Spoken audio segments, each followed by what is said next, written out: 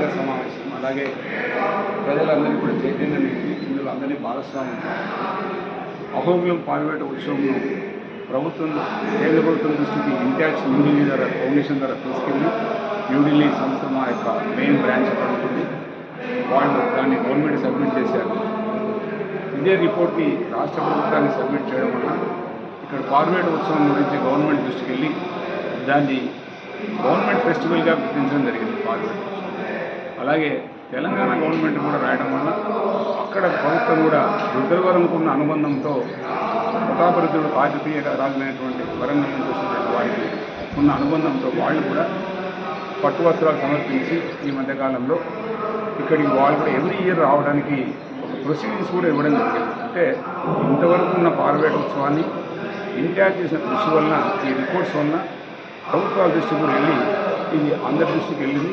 ఇక నెక్స్ట్ మా యొక్క కోరికనండి ఆకాంక్ష నుండి ఇది వరల్డ్ రికగ్నైజేషన్ గుర్తింపు అర్హత ఉన్నటువంటిది పార్వేట ఉత్సవం. ఇది కేంద్ర ప్రభుత్వం దృష్టికి తీసుకెళ్ళి అక్కడ ప్రయత్నం చేసి రాబోయే రోజుల్లో దీన్ని వరల్డ్ రికగ్నైజేషన్ ప్రయత్నం చేయాలనేది. అలాగే రెండోది మహానంది కోనేరు ఎంతో ప్రశస్తమైన దాని మీద కూడా రీసెర్చ్ చేసి ఈ మధ్యన ఒక ఎక్స్పర్ట్ కూడా వచ్చారు. వారు కూడా వచ్చి చూసి వెళ్ళారు. మేము రిపోర్ట్స్ సైంటిఫిక్గా తీసుకుని అసలు ఎన్ని నీళ్ళు వస్తున్నాయి, ఎన్ని నీళ్ళు బయటకు వెళ్తున్నాయి, ఎందుకు ఆ మట్టం ఎప్పుడు ఒకే రకంగా ఉంటుందనే దాని మీద ఒక స్టడీ ఇంజనీరింగ్ రిపోర్ట్ తీసుకోవడం జరిగింది. సర్ఫేస్ ఇంజనీరింగ్ డిపార్ట్మెంట్ వచ్చారు. ఎస్సీ గారి సహకారం తీసుకున్నాం, రమణ గారి సహకారం.